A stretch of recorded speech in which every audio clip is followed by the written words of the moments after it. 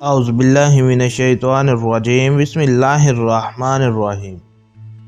ایک لڑکا بکریاں چرا رہا تھا۔ حضور نبی کریم صلی اللہ علیہ وآلہ وسلم حضرت ابوبکر صدیق رضی اللہ تعالی عنہ کے ساتھ جنگل میں تشریف لے گئے۔ اس لڑکے پر نظر پڑی۔ اس وقت آپ دونوں کو پیاس لگی ہوئی تھی۔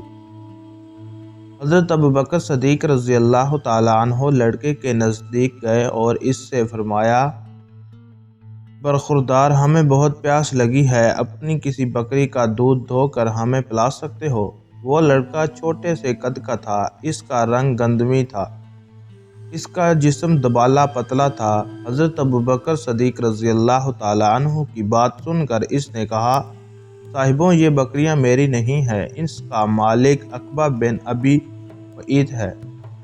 ان کی اجازت کے بغیر کسی بکری کا دودھ آپ کو دینا امانت میں خیانت ہوگی۔ عقبہ بن ابی معیط مکہ کا مشہور مشرک تھا۔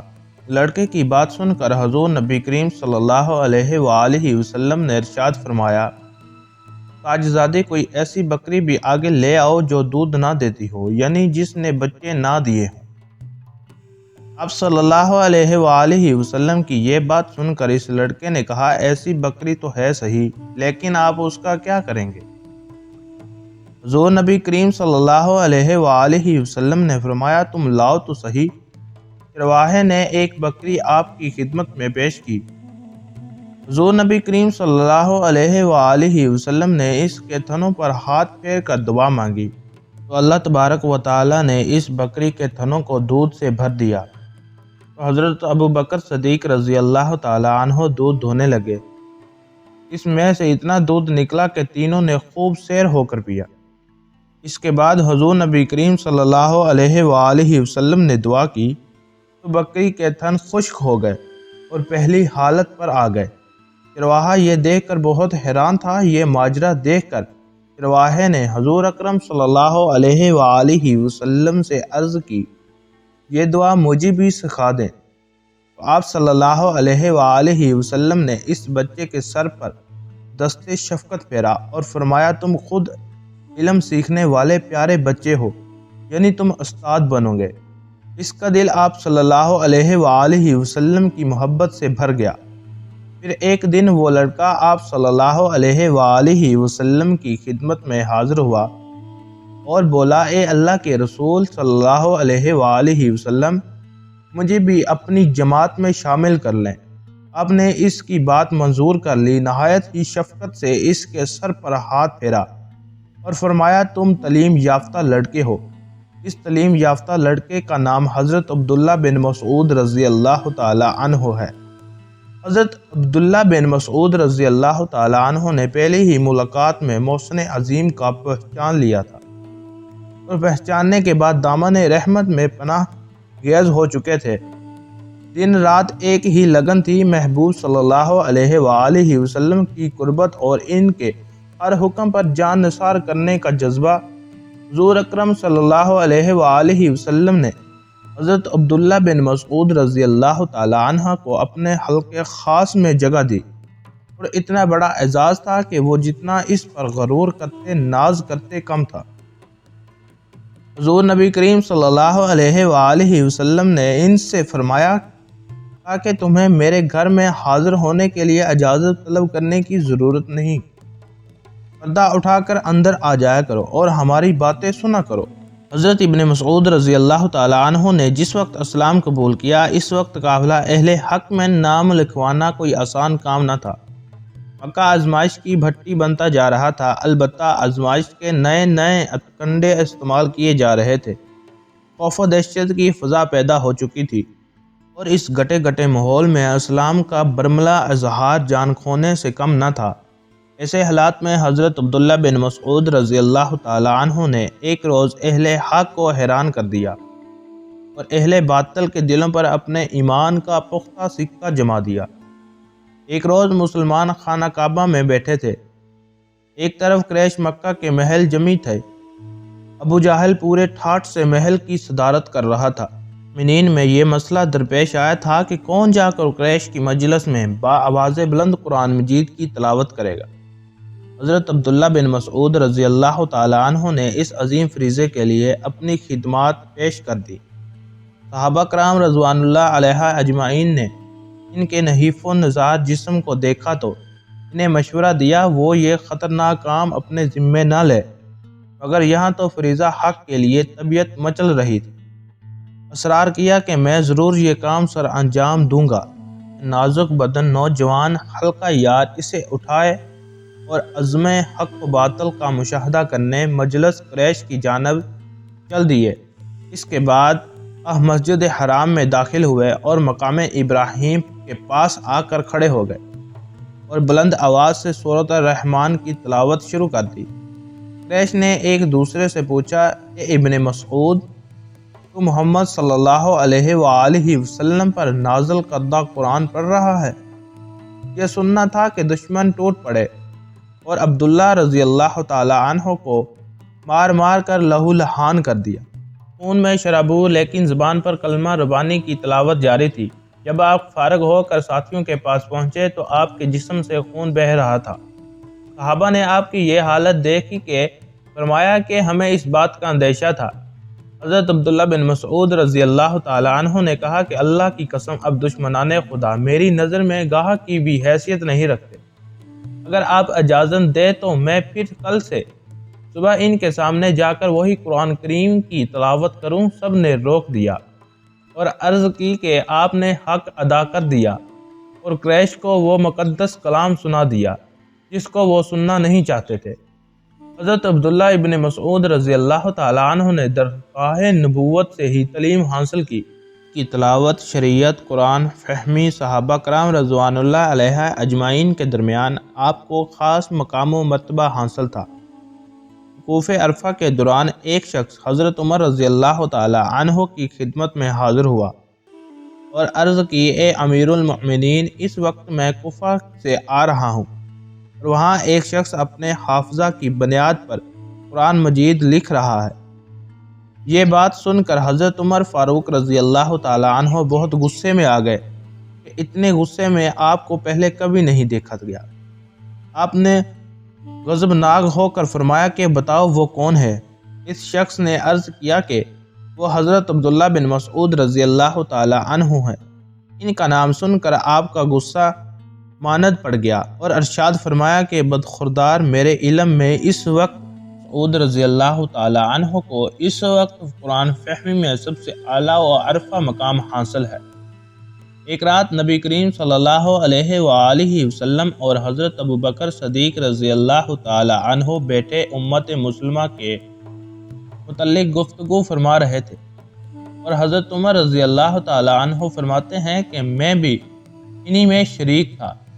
اچانک نبی کریم صلی اللہ علیہ وآلہ وسلم اٹھے اور ایک جانب چل پڑے۔ ہم بھی آپ صلی اللہ علیہ وآلہ وسلم کے ساتھ چلنے لگے۔ کیا دیکھتے ہیں کہ ایک شخص مسجد میں کھڑا اونچی آواز میں نماز پڑھ رہا تھا اور اندھیرے کی وجہ سے ہم اسے پہچان نہ سکے۔ نبی کریم صلی اللہ علیہ وآلہ وسلم نے کھڑے ہو کر قرات سننا شروع کر دی۔ پھر آپ صلی اللہ علیہ وآلہ وسلم ہماری جانب متوجہ ہوئے اور ارشاد فرمایا کہ جسے یہ بات پسند ہے کہ وہ قرآن کریم کو اس لہجے میں پڑھے جس میں وہ نازل ہوا ہے۔ تو عبداللہ بن مسعود رضی اللہ تعالی عنہ کی قرات کو اپنے لیے نماز کے بعد جب عبداللہ بن مسعود رضی اللہ تعالی عنہ نے اونچی آواز کے ساتھ دعا شروع کی تو اللہ کے رسول حضرت محمد صلی اللہ علیہ وآلہ وسلم نے ارشاد فرمایا کہ مانگو تمہاری دعائیں قبول کی جائیں گی۔ پھر حضرت عمر رضی اللہ تعالی عنہ نے اپنے دل میں یہ ارشاد فرمایا، یا اللہ کی قسم میں ضرور صبح کو عبداللہ بن مسعود رضی اللہ تعالی عنہ کو اطلاع دوں گا کہ رات نبی کریم صلی اللہ علیہ وآلہ وسلم نے تیری دعاؤں پر آمین کہا ہے۔ میں صبح سویرے خوشخبری دینے گیا تو کیا دیکھتا ہوں کہ حضرت ابوبکر صدیق رضی اللہ تعالی عنہ مجھ سے پہلے ہی خوشخبری سنا چکے ہیں۔ حضرت عمر رضی اللہ تعالی عنہ فرماتے ہیں، برملا میں اس وقت اس بات کا اعتراف کرتا ہوں کہ حضرت ابوبکر صدیق رضی اللہ تعالی عنہ مجھ سے ہر نیکی کے کام میں سبقت لے گئے خود عبداللہ بن مسعود رضی اللہ تعالی عنہ اپنے قرآن فہمی سے متعلق خود فرماتے ہیں کہ قسم ہے اس ذات کی جس کے سوا کوئی معبود نہیں، اس کے افضل و کرام سے مجھے قرآن کی ہر آیت کے متعلق علم ہوا کہ وہ کہاں نازل ہوا، اس کا شان نزول کیا ہے، یا مجھے یہ علم ہوا کہ فلاں شخص قرآن فہمی کے متعلق مجھ سے زیادہ معلومات رکھتا ہے، تو میں اس کی خدمت میں جا کر معلومات حاصل کرنے کی کوشش کرتا۔ حضرت عبداللہ بن مسعود رضی اللہ تعالی عنہ نے 60 سال کی عمر میں وفات پائی۔ حضرت عثمان غنی رضی اللہ تعالی عنہ نے نماز جنازہ پڑھائی کیے گئے۔ حضرت عبداللہ بن مسعود رضی اللہ تعالی عنہ سرکار دو عالم صلی اللہ علیہ وآلہ وسلم کے قریبی اور پسندیدہ ساتھیوں میں سے تھے۔ آپ سفر حضر میں حضور اکرم صلی اللہ علیہ وآلہ وسلم کے ساتھ رہے۔ حضور اکرم صلی اللہ علیہ وآلہ وسلم نے ان سے فرما رکھا تھا کہ تمہیں میرے گھر میں حاضر ہونے کے لیے اجازت طلب کرنے کی ضرورت نہیں، پردہ اٹھا کر اندر آ جایا کرو اور ہماری باتیں سنا کرو۔ حضور اکرم صلی اللہ علیہ وآلہ وسلم کی کچھ خاص خدمتیں ابن مسعود رضی اللہ تعالی عنہ سے متعلق تھی، مثلاً جوتا مبارک اٹھانا، مسواک کو اپنے پاس رکھنا اور آپ صلی اللہ علیہ وآلہ وسلم کے آگے چلنا، نہایت وقت پردہ کرنا، خواب سے بیدار کرنا وغیرہ۔ ابتدائے اسلام میں جب اپنے اسلام کا اظہار نہایت ہی مشکل تھا اور وہ پہلے مسلمان تھے، پاس کھڑے ہو کر مستانہ وار سورۃ الرحمن کی بآواز بلند تلاوت کی اور کفار مکہ کا ظلم برداشت کیا۔ حضور اکرم صلی اللہ علیہ وآلہ وسلم نے فرمایا، قرآن مجید کو ان 4 افراد سے حاصل کرو۔ سب سے پہلے حضرت عبداللہ بن مسعود رضی اللہ تعالی عنہ کا نام ذکر کیا، بعد ازاں ابی بن عقاب، صالح مولی اور معاذ بن جبل کے اسماء گرامی کے لیے۔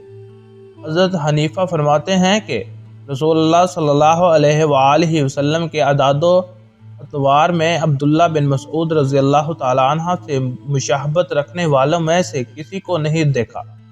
رسول اللہ صلی اللہ علیہ وآلہ وسلم کے قریبی اصحاب کی نظر میں عبداللہ بن مسعود درجات کے اعتبار سے اللہ تبارک و تعالیٰ کے زیادہ قریب ہیں۔ رسول اللہ صلی اللہ علیہ وآلہ وسلم نے فرمایا، میں اپنی امت کے واسطے وہ پسند کرتا ہوں جو ابن مسعود رضی اللہ تعالی عنہ اس کے واسطے پسند کرے، اور امت کے واسطے اس چیز کو ناپسند کرتا ہوں جسے ابن مسعود ناپسند کرے۔ ہم نے رکھتے ہوئے جب ہم دیکھیں تو ہمیں حضرت عبداللہ بن مسعود رضی اللہ تعالی عنہ کا سب سے پہلا اجتہاد جو نظر آتا ہے وہ خلافت صدیق اکبر رضی اللہ تعالی عنہ کے بارے میں ہے۔ حضور اکرم صلی اللہ علیہ وآلہ وسلم کے وصال کے بعد حضرت ابوبکر صدیق رضی اللہ تعالی عنہ کی خلافت کے بارے میں ابن مسعود رضی اللہ تعالی عنہ نے ان خوبصورت الفاظ میں اجتہاد کیا کہ ہم اپنے دنیاوی معاملات کے لیے اس شخص کو پسند کرتے ہیں جسے رسول اکرم صلی اللہ علیہ وآلہ وسلم نے ہماری دینی امور کے لیے پسند فرمایا ہے، یعنی جس ہستی کو حضور اکرم صلی اللہ علیہ وآلہ وسلم نے نماز کی امامت کے لیے مقرر فرمایا ہے، اس کو ہم خلافت کے لیے پسند کرتے ہیں۔ رسول کریم صلی اللہ علیہ وآلہ وسلم کے بدترین دشمن ابو جہل کے گردن کاٹنے کا شرف بھی حضرت عبداللہ بن مسعود کو حاصل ہوا رضی اللہ تعالی عنہ، اور حضرت معوذ رضی اللہ تعالی عنہ نے جب اپنی تلواروں سے ابو جہل کو قائل کر دیا تو حضرت ابن مسعود رضی اللہ تعالی عنہ کا اس طرف سے گزر ہوا۔ حضرت ابن مسعود رضی اللہ تعالی عنہ کے پاس کارآمد تلوار نہ تھی، انہوں نے ابو جہل کی تلوار اٹھا لی، وہ ان کے ارادے کو بھانپ گیا۔ اس نے کہا، اے حقیر بھیڑیے چرانے والے، تو نے مشکل کام کو ہاتھ ڈالا ہے۔ حضرت ابن مسعود رضی اللہ تعالی عنہ نے اس کے ساتھ ہی اس کی گردن کاٹ دی اور اس کا سر اور تلوار دونوں کو لا کر حضور اکرم صلی اللہ علیہ وآلہ وسلم کے قدموں میں ڈال دیا۔ رسول اللہ صلی اللہ علیہ وآلہ وسلم نے وہ تلوار آپ ہی کو عنایت فرما دی۔ حضرت ابن مسعود رضی اللہ تعالی عنہ کا قد چھوٹا تھا اور پنڈلیاں پتلی پتلی تھی۔ ایک مرتبہ رسول اللہ صلی اللہ علیہ وآلہ وسلم نے انہیں درخت پر سے کوئی چیز اتارنے کا حکم دیا۔ وہ درخت پر چڑھے، ان کی باریک پنڈلیوں کو دیکھ کر صحابہ کرام کی ہنسی چھوٹ گئی۔ رسول اللہ صلی اللہ علیہ وآلہ وسلم نے ارشاد فرمایا تم کیا ہنستے ہو؟ اللہ کی ٹانگیں میزان میں احد پہاڑ سے بھی زیادہ بھاری ہیں۔ حضرت عمر رضی اللہ تعالیٰ عنہ نے ایک روز ابن مسعود کو بیٹھا دیکھا تو فرمایا یہ علم و معرفت سے بھری چاگل ہے۔